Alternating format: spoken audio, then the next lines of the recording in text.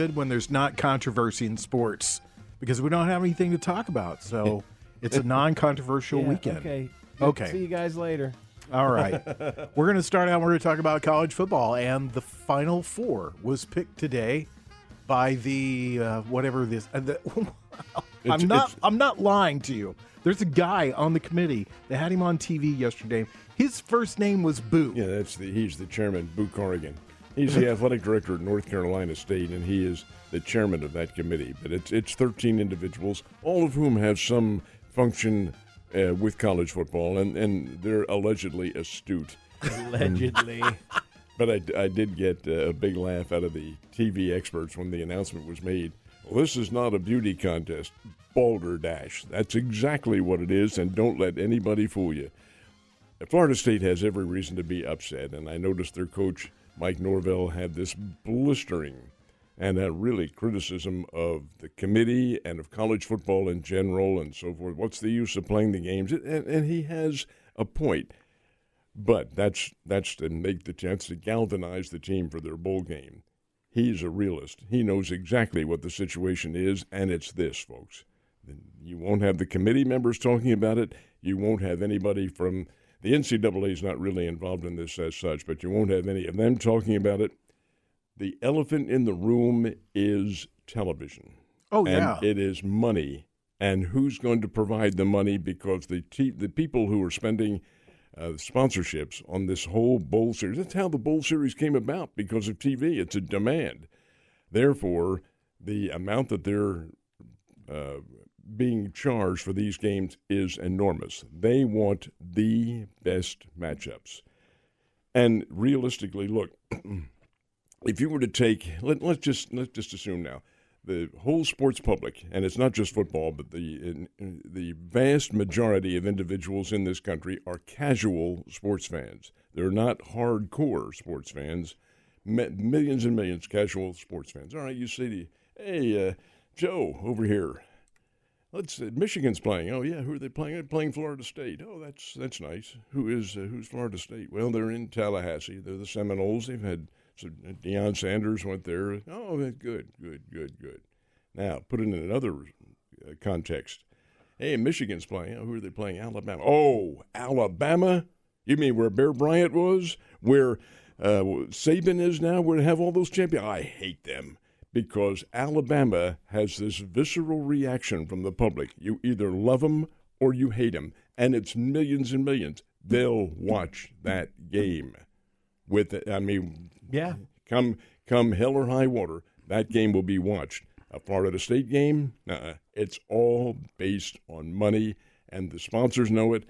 That committee, they haven't, I'm sure, been tangibly told that's what to do, but they know fully well that's what your backing is. That's how it came about. Is it right? Florida State should be there, sure. They have an undefeated team, but they aren't Alabama. Dr. Pepper was sitting in the room and had a voice in this. Let's reset for everybody for just a second. First of all, college football got turned upside down yesterday. Alabama, who was number 8 in the nation, defeated the number 1 team after 29 consecutive victories, Georgia. And then that scrambled everything. Michigan won their game. They took care of business, undefeated. Mm-hmm. Also taking care of business with Washington the day before. They beat Oregon, which is a top 10 team. Yeah. So they are in. And this is where it starts to get a little murky at. Because after that, was Texas going to go in? Texas had a bad loss, but they beat Alabama earlier in the year.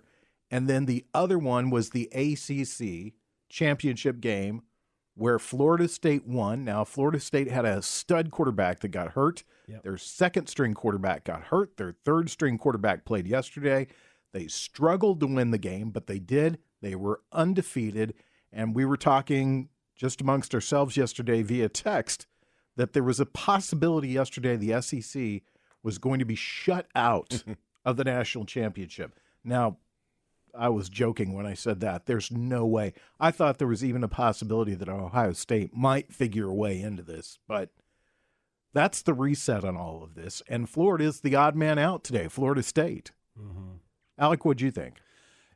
It's part of why the playoffs are going to 12 teams next year, so that we can avoid this very argument, because it's they are tasked with trying to find the 4 best teams and put them in there. And I can't sit here and think and argue that FSU is playing better football right now than Alabama or Texas. That's just hard to do.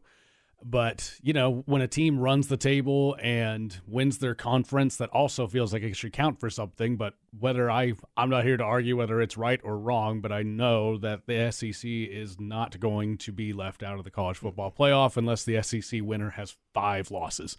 They are going to get a team from the SEC in there. So as soon as once you accept that, it came down to, well, Texas beat Alabama, didn't they? And then you can't leave them out. And that sealed the fate for Florida State. So it's a bad deal. If I'm them, I would feel devastated, frustrated. I saw something earlier today that said this goes to show, not just in football, for a lot of people. It doesn't matter what you do, how many accomplishments you stack up in the end. A group of about 15 people in a room are going to decide your fate, and you can't get around it. So I hope Florida State goes out and dominates in their bowl game, finishes a perfect season, and then can come back strong next year, try and show what they should have been able to do this year. But, I also don't envy the committee. This is a hard choice to make. It's only 4, and there were probably 6 or 7 teams that belonged in there. Josh, you're an Alabama fan. Make the case. Well, I have very mixed feelings about this, in all honesty. I was telling Ned off the air, if this had been just a regular season game, and if you take the names out of it and just say that the number 8 team in the nation beat the number 1 team in the nation, they would have ranked them 4th the next week, because we've seen that through the regular season of college football many times. If a top 10 team beats the number 1 team, they get up there in the top 4. So in that sense, the committee did what they would have normally done anyway. But the problem is Florida State did not lose a game, and they were number 5 going into the ACC championship, and they won that game. Even though it was ugly, they won it, and they finished undefeated. So to me, then you have to look at, the top 3 should have been Michigan, Washington, Florida State, and then the 4th team, you have to make that argument, well, Alabama beat the number 1 team in the nation, ended their 29-game win streak. Yes, their one loss was to Texas, but then who's Texas' loss to? Was it to Oklahoma? It's messy, and it's messy right there, because I feel like either Texas or Alabama deserves to be in the top 4, but not both of them, because I think Florida State deserves to be in there. It was interesting. I felt like ESPN, which of course is the one of the other names in this room that was gently nudging people in certain ways, I'm sure. Yeah. They were laying out this narrative last night, and they were saying I watched that Florida State game from start to finish. It wasn't a pretty football game. No. Their defense, though, is awesome. Yeah. They have a top 5 defense in the country, but nobody wants to watch defense play football games. It's just a fact of life. With us sports fans, we like gratification. We like touchdowns. We like long passes. We like long runs. We don't want to see sacks and interceptions and things like that. That's just not interesting to us. But they started laying out the narrative last night about this. Well, it's an ugly win, and they probably don't deserve to be there. And then there was different commentators saying that it's not a beauty contest. And I think that's all naive, because this is very controlled, what we're seeing right now. That's exactly what I said. It's the money. Oh, yeah. The money in the back. The sponsors want the biggest ratings games that they can ask the audience to watch. Certainly Texas versus Washington is one of them, but over and above that, Michigan versus Alabama is top of the list, and they'll have a lot of viewers for that one. It's the Rose Bowl game, for heaven's sake. It always has a lot of viewers, but it would be a whole, I'm not going to say a whole lot less, but at Florida State, it would not have the magic that Alabama, Michigan does. That's all part of it, and I agree. It is, yes, it's subjective by the committee of 13 that's making this decision, but also in the background is the understanding that you want to make as much money as you can. Yeah, I disagree with you a little bit, Ned. I mean, I know that in college football, there's about 3 or 4 names that have huge cachet. Mm-hmm. Alabama's one of those. Notre Dame's another one. Ohio State's the other one. I think the third or fourth you could probably argue back and forth about. At one point during, my 20s and 30s, Florida State was one of those names. They had a lot of cachet under Bobby Bowden, and they were one of the top teams every single year. But, Joe, they've fallen off that map. That's just it, and Alabama hasn't. Alabama did have a slight down period right before Saban came in there. But the tradition of Alabama is far superior to what. Heck, Florida State wasn't a D1 team until, 1951, 52, somewhere around there. So it's it's kind of a newcomer in a way. Heck, it was a girls' school at one time. But the fact of the matter remains that they have a very good football program. Burt Reynolds and some of those individuals were there. Produced, The Rock went to Florida. And State. No, I think he was Miami, Miami, wasn't he? Oh, that's right. He was Miami. But Deion Sanders. Deion Sanders is Florida State, and Sebastian Janikowski and Dalvin and James Cook both went there. Really kind of digging came deep. out of there. They've had their share. Yeah. But again, the tradition and the mindset is more Alabama than Florida State by a long shot. So why even play the season then? That's exactly what the coach said. Why play the season? Well, the same thing can be said for the Major League Baseball. It can be said for football when you have the playoffs at the end. Why play the season if the best team's not going to be there? It's all based on money. But I can also argue that the best teams are there in the top four, and I think that's what makes this so tricky. Is I do think Alabama and Texas have both played better football coming down there than Florida State has. And heck, let's say in a hypothetical scenario, Alabama lost the Iron Bowl. They didn't pull off the comeback in the end, and then they still beat Georgia.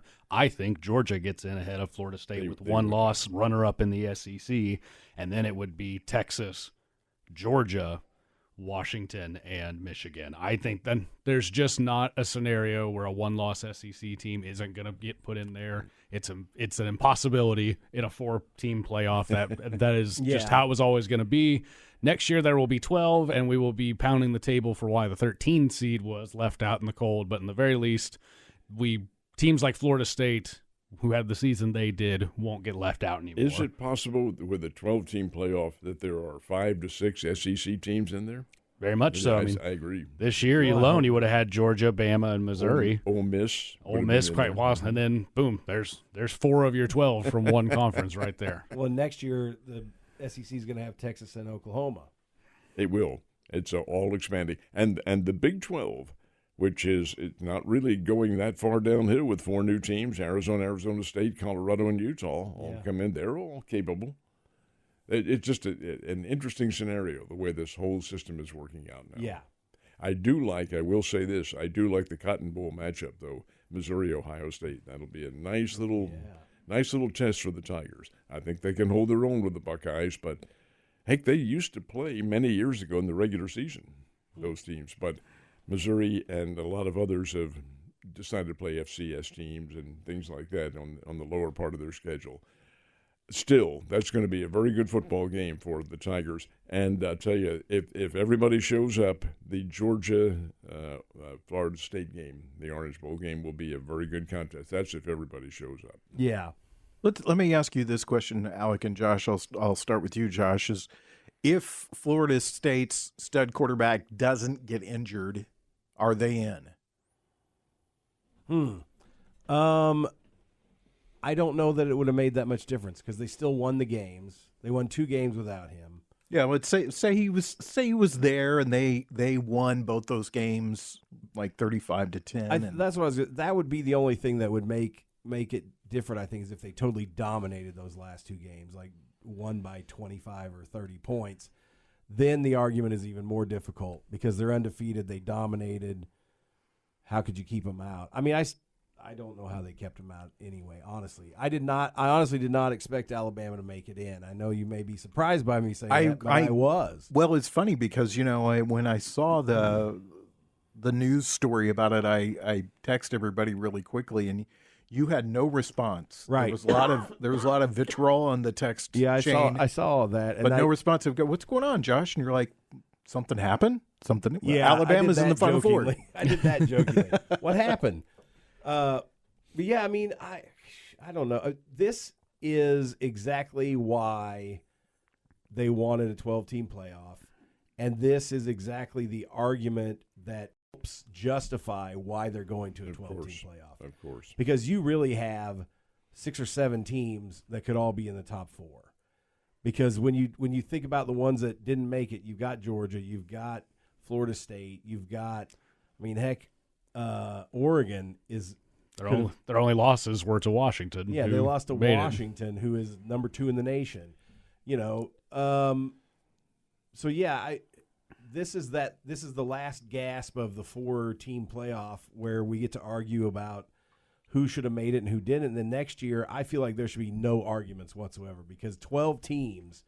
You're talking about who's number 12 right now? Liberty would make it in. Well, and they did. They get a New Year's Day bowl game. Yeah. Well, they get the Fiesta Bowl. They went undefeated too, which is great for them. With the 133rd rated strength of schedule during the course of the year, and there's 133 teams in college football. Right. But they still won them all. They did win them all. And that is a feat. It's anybody who plays sports knows that going undefeated, the pressure builds difficult to do. by week, even if you are on a weaker schedule. Alec, let me ask you, do you think it's fair to punish a team for losing one player? That's what happened here. I would say no, but I think Florida State's fate was sealed the moment Alabama beat Georgia. I think if Georgia wins that game, they can keep Florida State there and then maybe slide Texas up, or God forbid they would have slid Ohio State up, but that was a possibility. But as soon as Bama beat Georgia, it did not matter what Florida State did in their game. They were going to be left out because the SEC is going to get the representation, and when they say, well, it can't be Georgia because they lost to Bama, Bama's going to leapfrog them, and that was the end of it. So I don't know if it's fair. I don't know if I feel it's right or wrong in terms of the talent level of the teams. Again, I think the four teams that are in deserve to be there. We can say that much, that's clear. But then it's tough when Florida State deserves to be there too. So someone was going to get left out. You would have felt better probably swallowing the pill if it was a team that had a loss on their record if they were left out. But it's not how it felt today. Will we be having this conversation or will we be talking about the Chiefs right now if Florida State was in? Probably not, right? We'd probably save that for the second segment because there would be no controversy whatsoever. And the only controversy is, well, Alabama is playing really good football right now. Mm-hmm. So, to me, that's the answer. That says it all there. Well, the philosophy behind the 4 teams is the 4 teams who are the best football teams. And I don't think, in my opinion, there's any argument with these 4 as not being the 4 best teams around. Right. Yes, there are more, but these are certainly, in my opinion, the top 4. Well, and the other argument you could make is if Alabama hadn't laid an egg against Texas in week 2, Texas wouldn't be there. It'd be Florida State in there with Alabama. Yep. Exactly. Exactly. So, that one game that Texas beat Alabama is what has created this whole controversy because then you're like, well, Texas lost a game that they shouldn't have lost, but Alabama lost to Texas, which they shouldn't have lost to. That's the crazy thing. That's the maddening thing about college football is every year you can say this team lost to this team, this team lost to this team, this team lost to this team, and this team lost to this team. So, McCook Barber College should technically be the number 1 team in the nation. I don't think I've ever seen this before. A coach has been ejected from a NFL football game is happening right now in the Eagles-49ers game. A lot of vitriol between these 2 teams. And they don't like each other, and they haven't for the last couple of years. We don't like each other either. When we come back, we'll get to talking about the Chiefs. It's Ned Talk, your local live sports talk show brought to you by The Dive on Patton.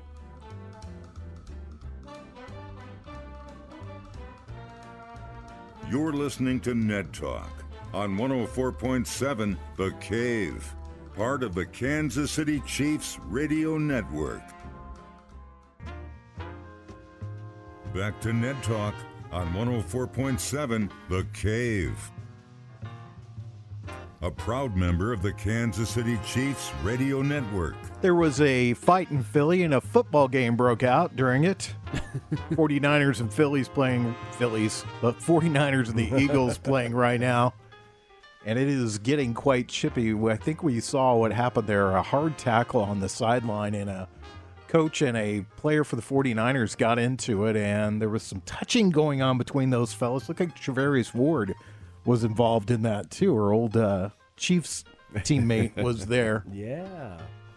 Anyway, that's a good game going on right now. We're getting set for the Chiefs, and they're playing somebody tonight. They're playing the Green Bay Packers. Really excited for that game. Should be some snow up there. Ooh. Let's start with the question with you, Ned. Do you think the Chiefs' offensive woes taken care of last week? A little bit concerned about this game for a specific reason, and that is the weather. As you mentioned, I don't think it's going to be snowing during the game, but it is cold. It's down around freezing and dropping below that. Well, the last time that the Chiefs played outside was against the Eagles in Kansas City, and it was a frosty night, not quite that cold. But Kansas City dropped 5 passes that night. Now, what does it replicate itself with this one? Well, the Chiefs are not accustomed to harsh weather like this as the Packers are. And the Packers are also surging. They played very well. Their Thanksgiving victory over the Detroit Lions was excellent. They've been off since then, so they're well rested. And the Chiefs, well, it's a 3-day difference, but the Chiefs did have a pretty good offensive performance against the Las Vegas Raiders, although they were behind, they being the Chiefs 14-0 at one time in that ball game.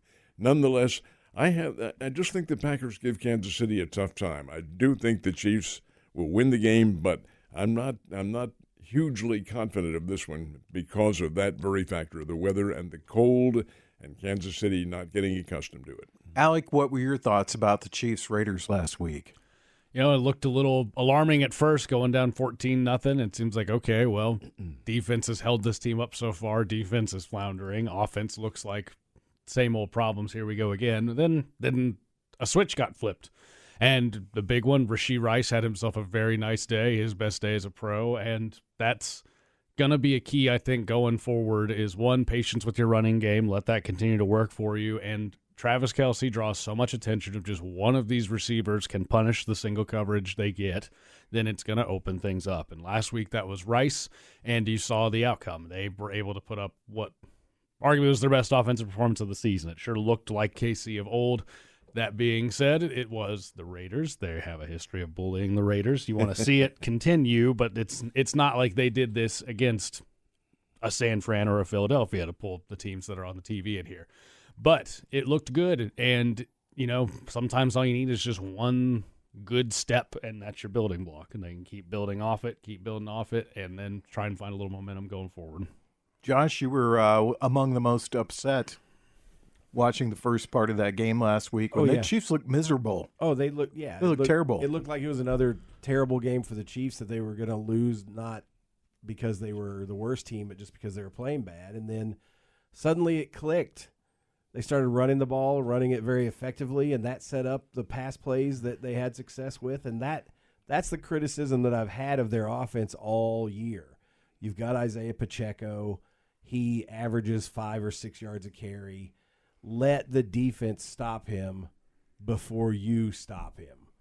Don't take the ball out of his hands if he's doing that well, because that sets up those pass plays that you want to do, even the tricky ones that I think are ridiculous sometimes. When you're running the ball effectively, 8 guys move up in the box to try to stop the run. That means there's only 3 D-backs out there to cover your receivers or whatever you're doing. And so that is what allows those plays that we love to see with the Chiefs happen. Well, and that's exactly what they did after they figured that out against the Raiders, and they dominated that If game. Kansas City plays within themselves and don't get carried away, and Mahomes, one of the greatest quarterbacks ever, has a tendency to get a little bit carried away with long passes. They don't have the deep receiver.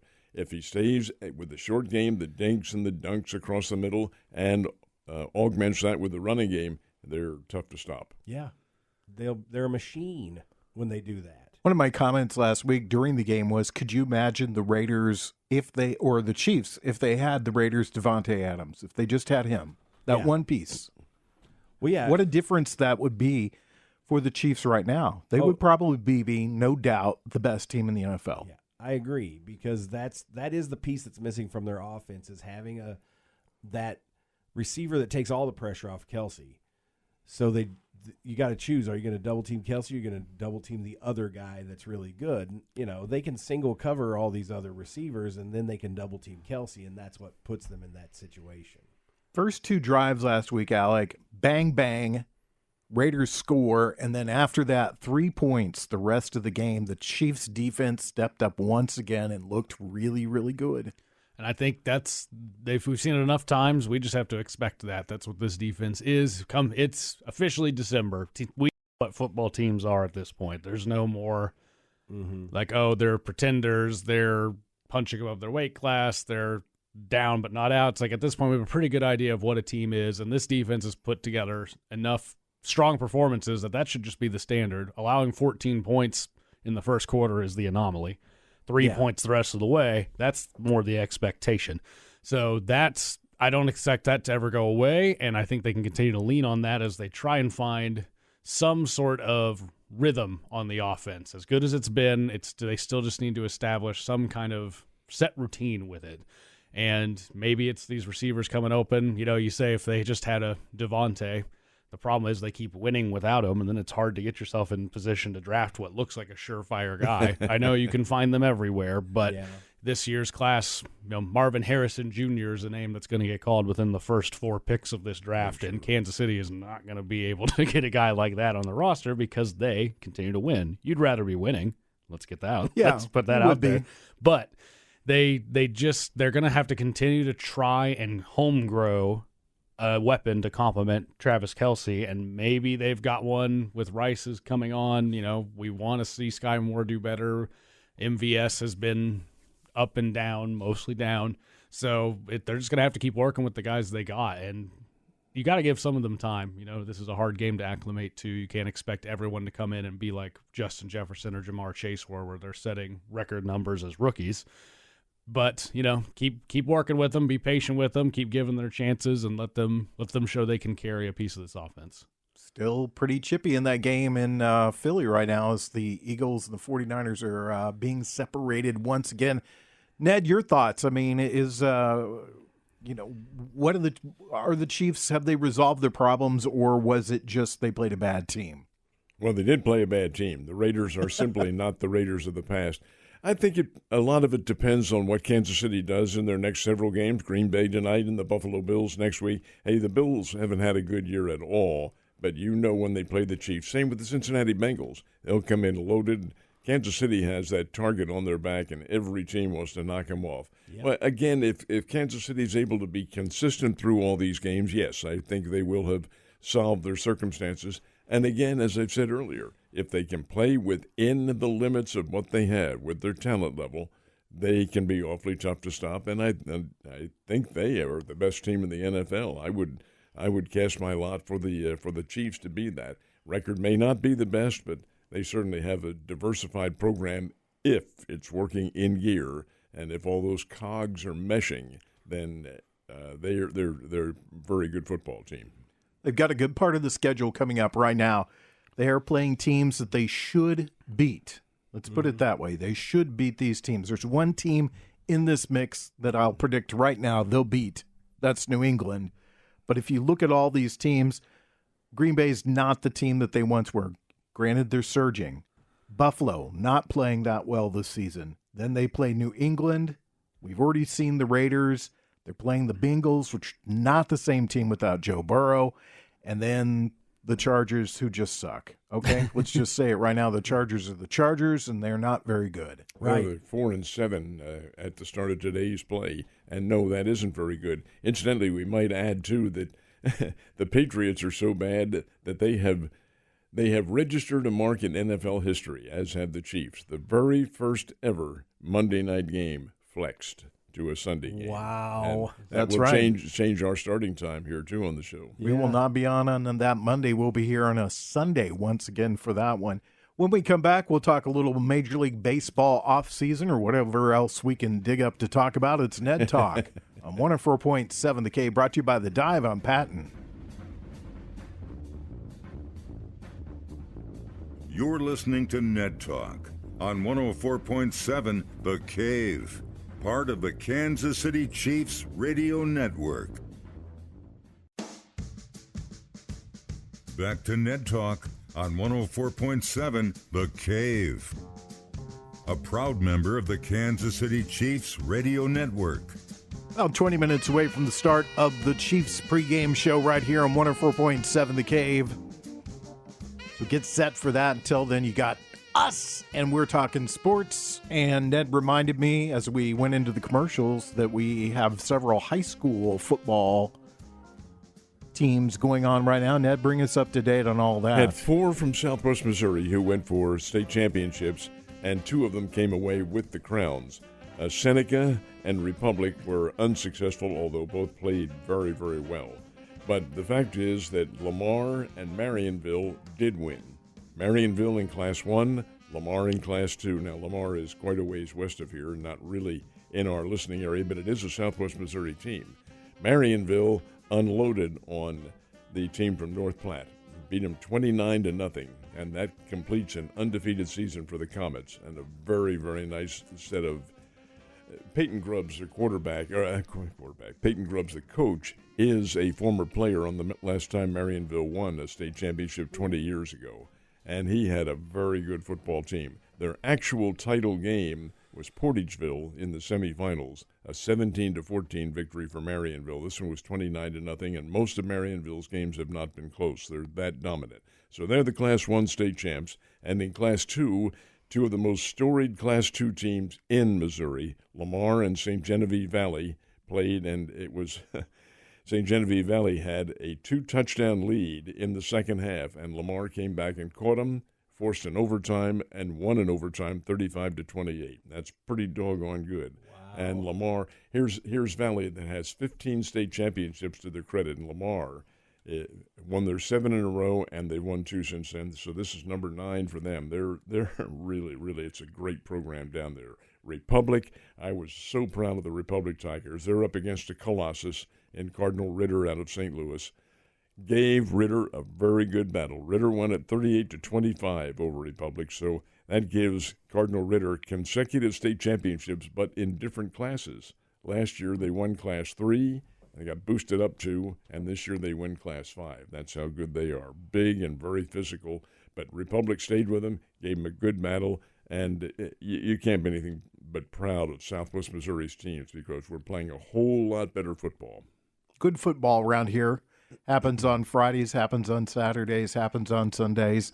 Take it in and enjoy some football right around here in the Ozarks. Let's shift gears just a little bit and talk about Major League Baseball because the Cardinals had a big signing this week. Sonny Gray is now a STL Cardinal. He is indeed, and Sonny Gray will bring a number of – he's an innings eater like these other guys they have.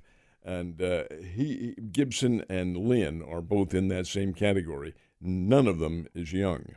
Sonny Gray's the youngest, and he's 34. Then you have Gibson, who I think is 36, and Lynn, who is 37. This doesn't mean anything, but all 3 of them are SEC pitchers, all from the Southeastern Conference. But having said that, the Cardinals have decided to solidify their pitching staff with veterans who can bring a leadership level to their clubhouse. That's what they're looking for. Sonny Gray notwithstanding, they need one more. They need a big stopper, somebody they can get from maybe free agency or in a trade. And I suspect it'll probably be a trade, and it could be coming up this week because the baseball winter meetings begin tomorrow in Nashville, and frequently there's more than just a little bit of negotiating going on during those winter meetings. So interesting to see, but the Cardinals do, in my opinion, need one more pitcher. I saw the signing, and Alec and I talked about it right away, and I didn't realize that Sonny Gray had a very good year last year. He played for the Minnesota Twins, and I think was 8-8. Is that what his record was? Something like that. But his ERA was under 3, and he had a lot of innings. He's a solid pitcher, and has been for a number of years in the major leagues. Heck, he was with the Yankees, and he was with the Cincinnati Reds. In fact, they were the team considered to be the leading candidate to get him, but the Cardinals got him. And he'll be good. He'll be a big help. Cardinals will be better. There's no way they can be any worse.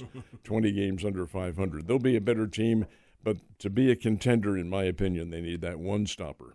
3 major pitchers signed to their pitching staff, so you can tell that was the focus, the overhaul for that team right now. This week is expected to be the week that Ohtani signs, and everybody suspects that it'll be the Dodgers. They have the deepest pockets in this race. Who's the dark horse here, Ned? Could you see him going to somebody else? If there is a dark horse, it would be the Yankees, but according to all the reports that have been surfacing lately, the Yankees and the negotiations with Ohtani, if there have been anything that's significant, have begun to diminish quite a bit. But they would be the only two who can really afford the guy. When he signs, he's going to be probably the wealthiest free agent in history, and the Dodgers are the ones with the deepest pockets, so I would be very surprised if it is not them. Josh, your Chicago Cubs are rumored to be one of the teams that's in the small group of people that are getting final conversations with Ohtani this week. Could you imagine him playing for the Cubs in Wrigley next year? It'd be exciting. I think you guys were talking earlier. You don't think he'll pitch next year? No, he definitely will not, because he had the surgery. Mm-hmm. So yeah, I mean, I would love to have him on the Cubs. He's a powerful bat. So that guy's he's a unique player. He's an MVP. Come on. Yeah, he's a unique player though. I mean, he's a throwback to Babe Ruth, where he can hit home runs and strike you out at the same time. Let me ask you this question, Ned. Maybe you don't know the answer to it, but if he were to sign with the National League team and he was to pitch, there's specific rules about removing DHs and pitchers and the way all that works. Would that affect him when he played? Well, yeah, Well, it's either league. If you get taken out as a pitcher, of course, you're out of the game. You're definitely out of the game then. As the designated hitter, it's very complicated the way it works. But the DH, if the DH is removed from the game, then the pitcher has to bat.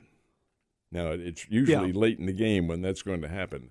But, there's circumstances. Could he be the starting pitcher and the DH in a game?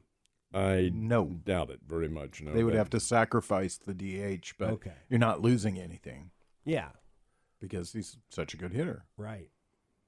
I think he's a little, I know that his strikeout numbers are really high, but I think I think you're going to see diminishing returns on him as a pitcher over the next few years. I think that it's probably just going to go away after the next couple of seasons. Anytime you have a valuable commodity and you're going to spend probably Patrick Mahomes type money, $500 million on him, you want your product to be the very best. And as a hitter, he's a very, very good pitcher, But do you want to have a guy going two ways like that in today's time? Babe Ruth could get away with it, but not now, not with a 162-game schedule and the wears and tears on these athletes. It'd be a whole lot different. Alec, you're our Cardinal resident fanatic. What do you think the Cardinals are going to do this next week to kind of shore things up? I'm with Ned. I'd like to see one more arm, and if it's not in the rotation, it'll maybe even sure up something in the bullpen. Get an extra guy to come in those 7th, 8th innings to maybe shut some things down. I know it was kind of a lost year with some injuries. I like to hope that Helsley still got it as the closer, so we don't need anything at the very end of the bullpen. But little help in the midsection if your starter can only go 4 or 5 would help a lot down the stretch. But I'm happy to see they've made moves. If Sonny Gray can have a similar year this year to what he did last year, I'm content with that as the top guy in the rotation. I think that is good enough at the top with the offense we should be able to put out with the guys we have. But seeing us go for all these older free agents tells me that this front office thinks it's time now. They think with Goldschmidt and Arenado in the building, with Contreras another year in the system, they think we just need to tighten the screws a little bit. We're not looking for a long-term answer. We're looking for a right-now answer to get this team to compete for a championship again. And, if it works, great. If it doesn't, in a year from now, we'll be like, well, these guys are probably all about to go again, and we're going to have to reload the rotation another time. Or you hope that this just buys the developmental players an extra year or two to get back up, get their talent up, get them more time. So I don't know. Another pitcher would be great. I wouldn't be shocked, though. That was a good investment on Sonny Gray. I would not be shocked if they call it quits there. Alec, they have Steven Matz, and they have Graceffo, and they have Matt Liberatore. And these guys, while they aren't proven, Matz is, but Matz just had a down year. Well, they may not even keep him. However, the fact remains you do have younger pitchers, and we've seen him pitch down here. We also see the Roby kid, who is very highly regarded. He'll probably start the year down here, but these guys are all in the wings, just waiting to take over. And I don't think the wings are that deep in regards to how long these guys are going to be out of big league baseball. So we'll see. There are a lot of possibilities with this team. We're about 10 minutes away from the start of the Chiefs pregame show. When we come back, we'll have our picks. Looks like Jalen Hurts has left the game. It's Ned Talk on 104.7 The Cave. You're listening to Ned Talk on 104.7 The Cave, part of the Kansas City Chiefs radio network. Back to Ned Talk on 104.7 The Cave, a proud member of the Kansas City Chiefs radio network. Looks like Jalen Hurts is jogging back to the clubhouse, so hopefully not that bad. Concussion protocol, they're saying. So we'll keep you informed on that as we go along.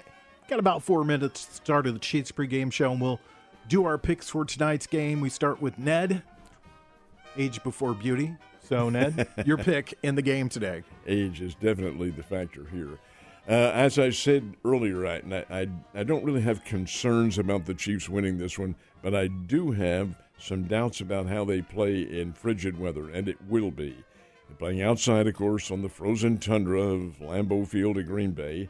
And in the past, when the Chiefs have been outside, as they were against Philadelphia, they have not responded very well with the passing program. They had 5 dropped passes. Now, whether or not the weather was the problem, who knows? But if that was the case, I hesitate to say they'll have problems tonight, but Chiefs should be able to beat Green Bay. They're a better team than Green Bay, but the Packers have been playing pretty good football. However, I still think the Chiefs win, and I'm going to pick a low-scoring game here, like we'll say something to the effect of 27 to 17, Chiefs over the Packers. Do you do impersonations at all? Do I? Yeah. No. I wanted to hear you do the NFL Films guy.